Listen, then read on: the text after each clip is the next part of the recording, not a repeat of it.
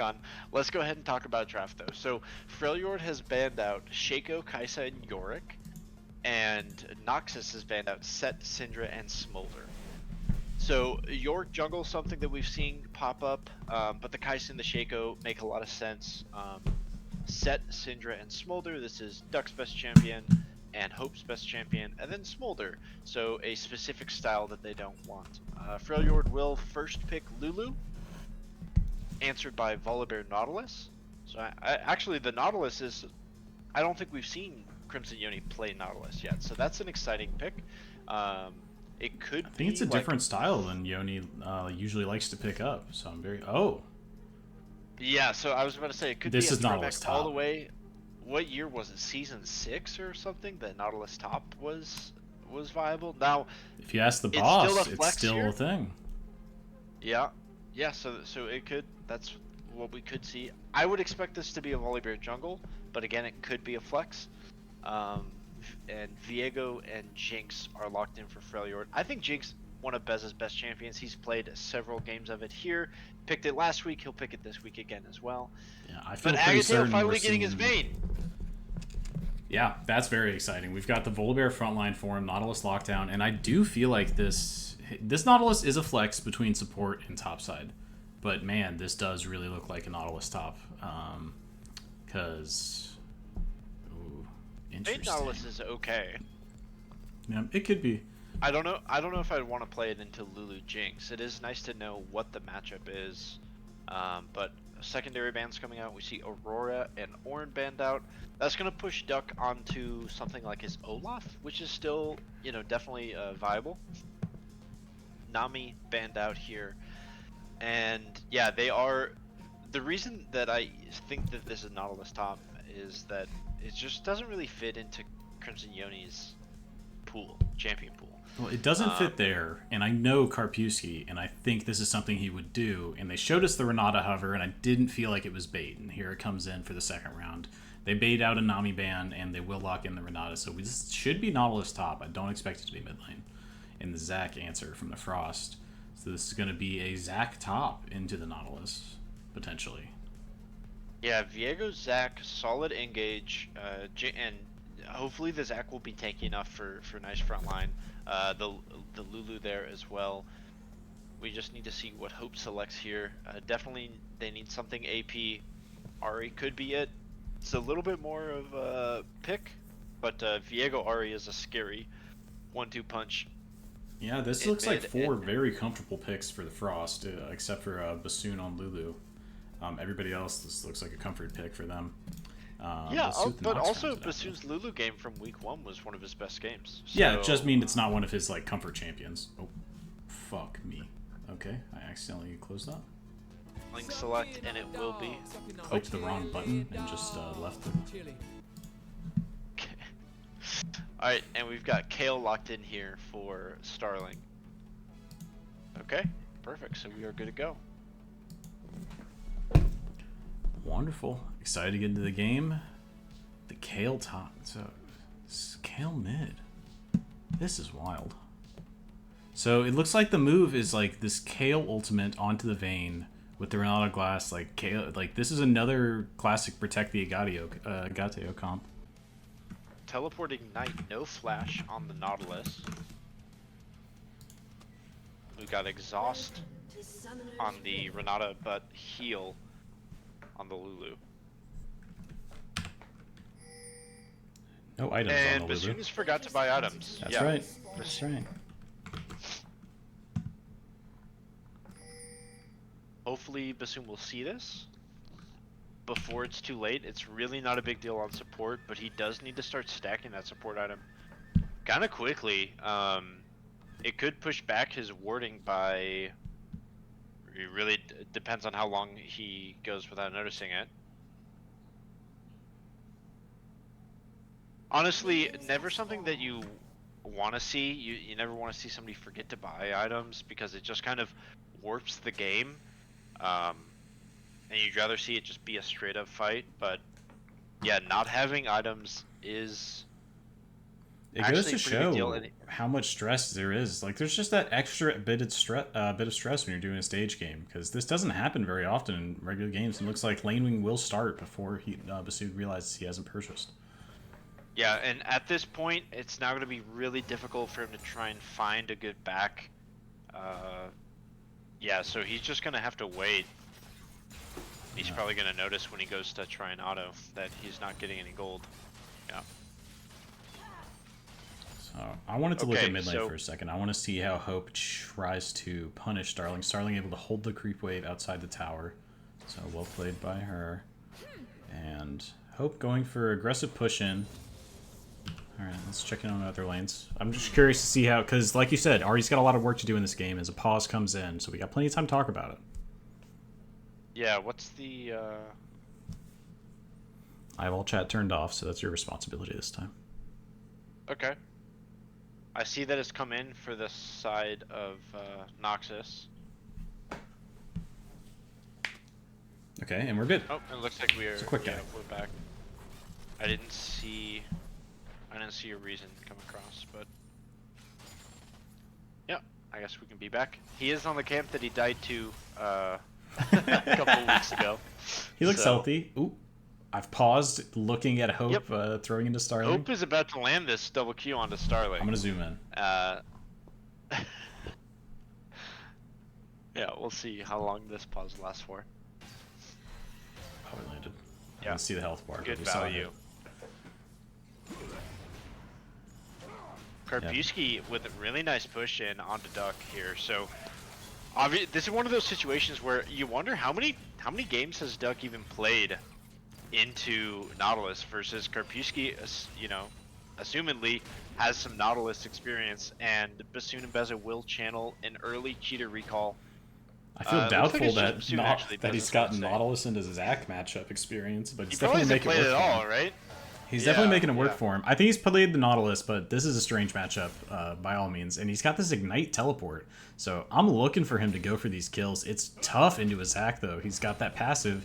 And if you invest that Ignite, it's tough. It's difficult for Nautilus to kill all those blobs, even though you have AoE. Ignite going down. Ignite goes down, though. Karpewski, the flash out of Duck comes through. The hook will land, and he gets the passive. But you got to remember, it's only Zac. Empro here to come to his That's a defense. flashback from Empro.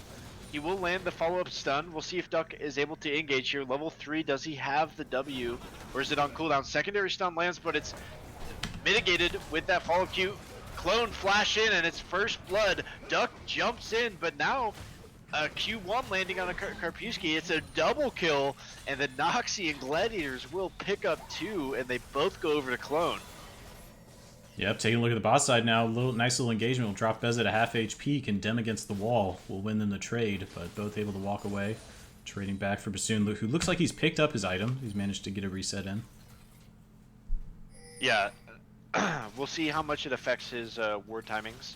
We'll try and keep track of that. He's at 77 gold. Yoni is at 180, so he's fully halfway behind him. As we have an engage coming in mid, potentially. Yeah, it does look like Hope's gonna land a charm into follow-up CC from Empro, so they do chunk him out very low. He's lucky he was full health, because that was about 80% of his HP, so lucky to walk away there alive. And it looks like Empro's gonna be focusing on bot side. They might start with a dragon stacking. It is 20 minutes early, or sorry, 20 seconds early here before first dragon spawn, so not sure what Empro's gonna do with this time. Looks like he's sizing up a gank, but doesn't actually execute on it, so we'll just continue with this clear. Both junglers are back bot side.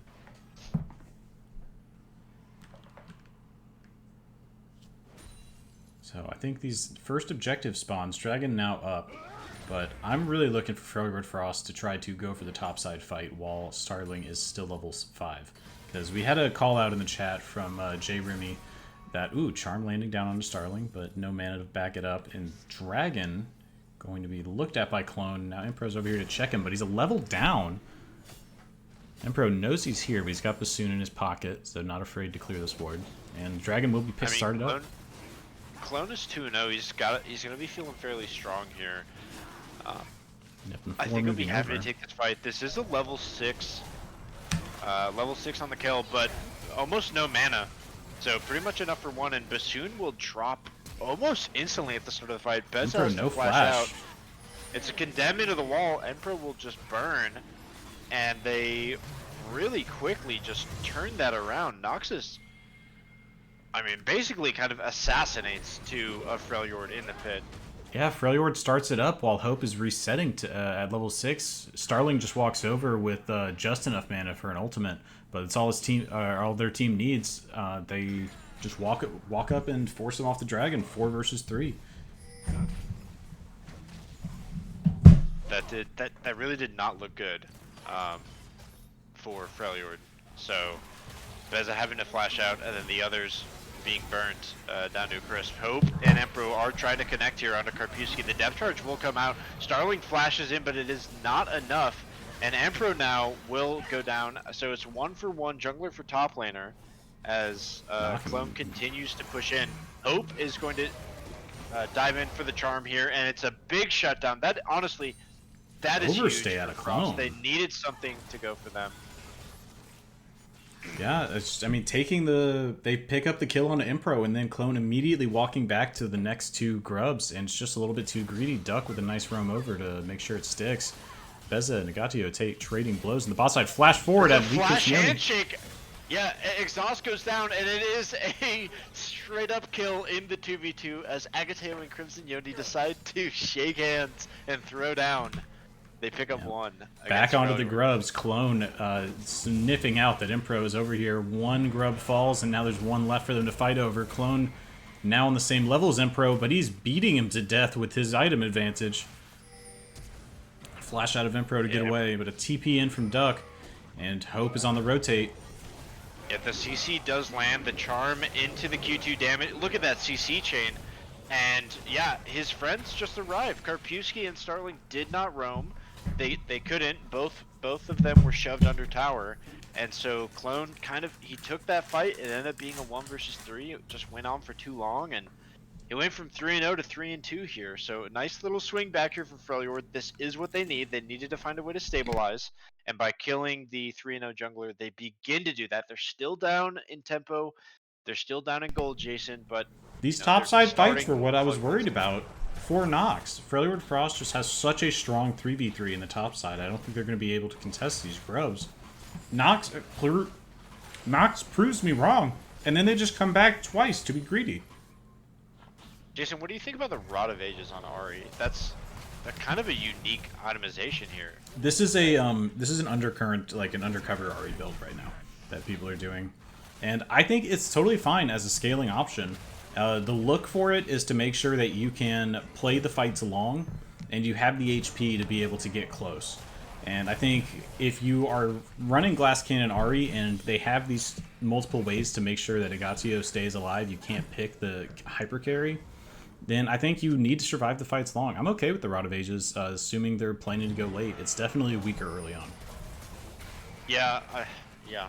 But it's a greedy build into a Kale, and I think you can afford to be greedy into a Kale. It's really just taken away his ability to kill this Kale in lane. He's kind of admitted that he might not be able to kill the Kale. So, yeah, changing the path here. Yeah, that would be another way to take it. Just go extra aggressive onto Starling. And I think that would be a totally viable option. Kale completely immobile. You can force that ultimate out. It's a longer cooldown than Spirit Rush by a mile. Yep, nice trading here from both sides. Agateo very much playing frontline Vayne, but the Jinx and Lulu not afraid to try and trade back. So, despite having been killed earlier, it is a boots first start, which means that on itemization, the Jinx is okay to fight here. A nice handshake here, and straight into a condemn. The flash forward into the wild growth. Agateo will tumble forward as across comes the ultimates. It's Emperor out. Will the bailout land on Agateo? But it's not enough in enough time. The hostile takeover didn't quite work out as they continue to fight bot side. It's going down top side as well, but in with the charm. Hope just misses the charm onto Crimson Yoni. Clone is onto Bassoon on the side, and Starling arrives right at the end. Clone will dive in, turn off the tower, and that's the Jinx rocket from base as the second charm just misses. Oh, so Clone and Yoni going out. At the end of the day, that was a 3-for-1, I believe. So Goodness. Nox is happy to take that. Yeah. The director really just tried to throw us to the top side when there was a 4v4 ruin in the bottom. Fight. Yeah. Yeah, Like, that was how crazy. do I gently put the spectator back over there? Goodness. Dragon going down now to Clone. Making sure to stay on top of these objectives. Was punished for it twice, but now has his team with him again as Impro finds Starling on the rotation. Karpyshki with a nice hook, but it is under tower. Duck trying to trade back, but yeah, he really needs to find something else as they pick up their second dragon. Nice charm. A nice charm here landing on it, Clone. It forces Flash out. He will get away after that, but yeah, nice pickup there from Hope.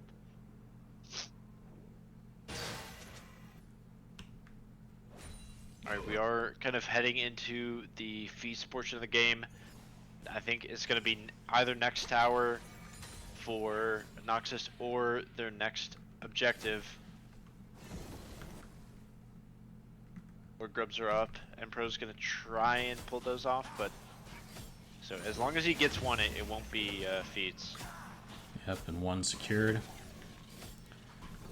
It's a little bit of a different story the top side this time, but again, Karpyshki's not really going to be able to roam to help. He's almost out of mana, and Clone's going to reveal these grubs now, with the last one going down. Should be able to secure this.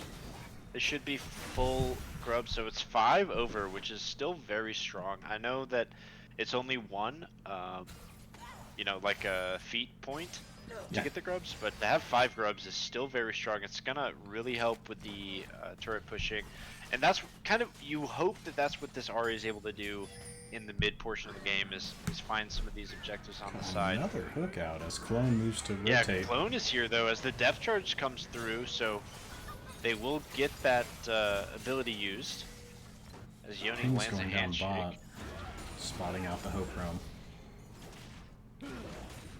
Clone's still sniffing Clone is around spinning. up here. Yeah, I was gonna say, he's spending a lot of time up here, and Emperor is coming up here as well. There is blood in the water between these top laners, but Karpyshki is finally having a really solid lane phase here. He's up about 20 CS, and he's pushed in pretty consistently, just creating a massive power vacuum. Yeah, a lot of pressure down the top side from this Nautilus, as it looks like we're about to have quite the brawl in the top side. And both teams will decide to disengage. Handshake to walk away. There's a pink ward there, so spot it out. I think See giving if, up the second spawn of grubs after they had 2 disastrous plays in a row on it really makes sense. They can continue to play for the dragon angle, but Agatio, the frontline vein continues, and Beza's cleanse is forced out. Yeah, the flash handshake from Yoni, but it did just miss. But Beza on his just over 100 ping, didn't want to take anything for granted there, so he went ahead and cleansed anyways. A little bit shaky hands here. Alright, both junglers are back bot side, as we see Dragon is going to be coming up in about 2 minutes here. So really at this moment there's no major objective to take. It's kind of the end of the laning phase. Let's check out gold, Jason. We haven't taken a look at gold yet. Up about a couple hundred top, up a couple hundred mid. A big lead for Hope as Ignite goes down onto Duck top side. But it's a Zac. Okay. It's really tough to kill him, and he still has the passive up, so even taking that out, it would have been difficult for Karpyshki to finish it. Out of mana, same situation again. But enormous pressure being maintained up top. Duck does not have the HP to be able to roam comfortably, and he can't get out of his tower, so if he leaves, he's going to be punished for it. Absolutely. The real big gold discrepancy is in the bot lane, though. Agateo has so much gold ahead of this Jinx. Just going to help the scaling of Noxus's comp come online a bit quicker. Starling having to be 2-0 as well. That never hurts. So, yeah, if I was... as they're going to look for a play here, Emperor Bassoon in. The hostile takeover flashed out from Agateo, and Crimson Yoni, there's no flash. He went for the early play. He will bail out onto himself, but the shutdown will land, and it goes over to Beza. That's probably about as good as it can get for Freljord. Yep, bringing themselves back a little bit in this game. 30 seconds on Dragon, but only 5 seconds on Herald. And it looks like if they're able to secure this Herald, this will be the third and final objective that will give them feats of strength. Agateo in onto Bassoon, the Condemned just missing. Yep, might be a boon for him, because if he had committed down onto Bassoon, I think Emperor might have found a counter engage against him, and no flash available could have really hurt. Alright, Herald is going to go over to Noxus, so this will be feats of strength. They'll be happy to pick this up here. Karpyski lands a hook topside, but at this point, Duck has a full item, building plenty of resistances. Now, Dragon is going down. Both teams are pitching in. Nox has to collapse here from both sides, but Bassoon and Beza are already chunked low. The Dragon goes down, but Clone with the smite as already a third kill being picked up. Emperor has to flash over, but it's followed up by Starling and Clone as they dive over the wall. It's a double kill and a 3 for 0 and the steal going over to the Noxian Gladiators. How decisive was that, Jason? They just rolled in, took everything. Yeah, these dragons are they're gonna fight for these dragons. The top side is nice to have, but they're definitely playing around this Dragon Soul win condition. And taking down the first turret now, I believe that will secure them the feats. It does. So Noxus with a definite lead going into the mid game as Karpyski goes for another all-in. Looking for it. Ignite comes up in a few moments. They're fighting so much topside, we're getting to check in on it a lot. Duck is looking for it, but a counter ignite comes through. He flashed out, but it's going to be a solo kill for Duck as finally he persists. He was able to put up with the pressure the entire lane phase. He is down in CS, but here he comes in with the outplay in the 1v1. Yeah, that was a nice little had solo not yet kill, picked Jason. up his Leandries, and you can see in Duck's inventory 2 Negatron cloaks, which now have been built into a Merc Treads, and he's got his finished Magic Sunfire Cape, the Hollow Radiance. And so I think Karpyski needed to reset here, just overstayed, and it cost him. Because those fights were going his way up till now. Well played for Duck, really absorbing that pressure and making sure that he. That was pretty awesome, to be honest. That really he nice. Was able to survive this whole lane phase, being pressured so hard, and then to find a counter kill there. To be honest, it's looking like it might not be enough for Freljord, but if you're Duck, you got to feel good about that one. So yeah, happy there. Duck's shown us that he can has really big playmaking capabilities on this Zac top. Because we have an engage in mid. Stop showing the top lane. Yeah, they just keep fighting topside. Emperor is looking again, and the stun will land onto Agateo as ultimates are out. It's going to be the hostile takeover that lands onto Emperor and Hope. The charm through connects. It's not quite enough damage. Clone is here, so they will disengage, but yeah, ultimates, summoner spells being expended. Really quickly, I want to talk about the Ahri, because I feel like the Ahri has done okay, but with this build, it's just been a little bit too passive. Hasn't shown up to any of these dragon fights where the rest of the Freljord Frost have been. It's looked good in some of the top fights, but yeah, this build takes really a long time to come online, and you feel it when you're playing this build. Your cooldowns are so much longer than normal, and if you miss any charms, you're probably not going to get a second one for a while in the fight. Clone finds Emperor here. Emperor could be in a lot of trouble. The Wild Growth will come out. Dive in over the traps. Emperor will be forced to flash out here. Duck is going to teleport in and look for the engage. It's straight in onto Agateo. Yep, the charm lands onto Clone. Beza and Bassoon are trying to do what they can. Bassoon from the side trying to support his team. Starling is here though, and it really looks like at this point both teams are kind of happy to not take the full-on fight, as both will walk away with chipped down health bars but no dead. Yeah, Clone is hungry for him, bro. He's diving deep whenever he catches him out. Oh, a stray rocket almost catches Clone in the jungle there. This is definitely a moment where we can take a look at the vision, because look at the vision of the Gladiators. They've got nice deep vision here, and you see that Clone and Karpyski are topside. I would imagine pings will go down onto Duck and then onto Otacon as the hook lands from Karpyski. Duck has just done a lot of good, but his tower might get turned off here, as they will look just straight up for the kill. They pop his passive. He is far enough away from tower that this should be a kill. And it looks like they're instead going to go for the tower instead of the Otacon. Yep, nice handshake out of Yoni. Will make sure Beza can't aggress onto him. Impro looking for the stun, not able to find it. Zap down. They could look for the chase. Impro's stun come back up in a moment as the tower is taken topside for Noxus. 4 mid for the Frost, so Noxus knows everywhere else they have some free reign as long as they can get away safely mid, and they will. Dragon coming up soon. And honestly, a half-hearted attempt there from Freljord. It was really, Emperor would have had to hard turret dive, and they didn't have any other CC to really back them up there, so never really had any kill pressure. They do, however, use this 4 mid in order to walk into the jungle. Now, a ward spots them out. Karpiewski might walk in here, but that's not, yeah, they're happy to have him walk in. It's a flash out from Hope, and a flash forward from, or a dash forward from Clone, as Beza will drop already. The hostile takes over, comes across, and they're autoing down onto Bassoon. One more hook will land, and it will be a double kill, and 5 kills total for Agateo and the Gladiators. Well played for the Gladiators. This is their soul.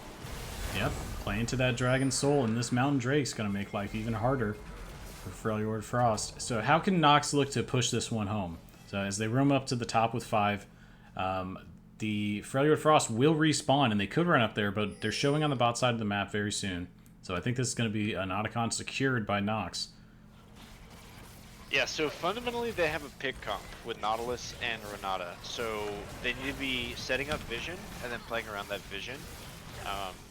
After they land one of their hooks, they need to use their second hook to disengage for Agateo or Starling. If they do that, they're going to win every single team fight. At this point, they've got the better scaling comp, and they have a big gold lead. So, plus they have the Dragon Soul. So if they do, if they play to their comp's conditions, they should just win this out. We'll see what they're able to do with this buff. They used their time to go and pick up this GA Otacon. I'm not convinced that teams are using this specific Otacon effectively yet. We'll see. It is week 6 here, so yeah, we'll see what they're able to do. Clone looking to be slightly aggressive as they push deep. No eyes on Viego in the jungle, but yeah, they're just gonna be able to push together as 4 here. They've got the Otacon revive, so this tower will fall to Noxus. The thing about this Otacon is that you don't even have to dive. It's almost like a mini Baron, because if you take this Otacon, you're already so much stronger at this point of the game that diving feels like wasting your like time, unless you have a really good clean dive angle. But yeah, look at them. They're using their kind of split push pressure effectively. I think the biggest angle for it is to secure a new objective. I think using it for purely getting a pick or a team fight, unless you're using that as a way to open an objective, I don't think it's really worthwhile to dive. Yeah, it looks like Noxus is just they're really not utilizing the buff at all. Actually, they're kind of have staggered resets here, so because of that, it's they're not really able to split push effectively. But this does just kind of give them a chance to knock a couple of towers down, get some nice side lane CS, get items finished, get everybody online with their their upgraded boots, right? So yeah, it just gives them a chance to kind of stabilize and check in with where we're at. Baron Nashor spawning now. So Soul going over to Noxus pre 25 minutes. This was might be one of the earlier Souls we've seen in the LCC. As Crimson Yoni flashes forward, misses the handshake there, so that's the second time that has happened. Death charge out onto Emperor, so a lot being used here. Emperor will ulti over, but the timing on that. Did Bassoon hit it, or did he hit it at the end of the ult? I'm not sure. Let's hope Spirit Rush forced out, and the wall will save him from Karpiewski's hook. Charm out, knocks him back to half HP. Agatio, frontline Vayne, will it work into 4? It gets away. And Oh, diving look at from this Duck. hostile takeover. Lands onto 3. Beza's on the side. It's the only one that didn't hit, however. And so, really, you can see it's not too much. So That is the... Nox running that's the deep at the divine start of a judgment. fight and then burning their own ultimates to get away. So I expect we'll see a bit of some resets out of Nox, taking a get back to some safety as a Condemn will knock Duck away. Clone diving in deeper. He wants more. Yeah, stun onto Beza. Duck is here, I believe, with passive as the bailout collects. And so Clone will survive through it as they pick up 3. They kill Duck through passive. Emperor trying to find something, but the exhaust comes through. Flash is forced out, so Clone frontlining there, gets the bailout from his team, and Crimson Yoni, yeah, there to help him cash out. Nox is Mid pushing lane, their advantage even knocked deeper down. and pings down onto Baron. Now they're all 5 here. Clone the only one low, and we know that he can heal off the objective. So I expect this to be a quick take, and only 2 left alive from Freljord Frost. Yeah, definitely a part of the game where it's just kind of rough. The 5-0 Ari KO. isn't around for any of the fights, right? Like it doesn't. The Ari hasn't looked bad when it's been places, but it just hasn't been enough places. What is 1, Hope 0, building and 2. here? Is this a Rift Maker? Ooh, that's a good question. I think that's Rift Maker. Huh. Bot lane for Freljord hasn't been able to find their footing. Duck is in a matchup that he probably did not expect.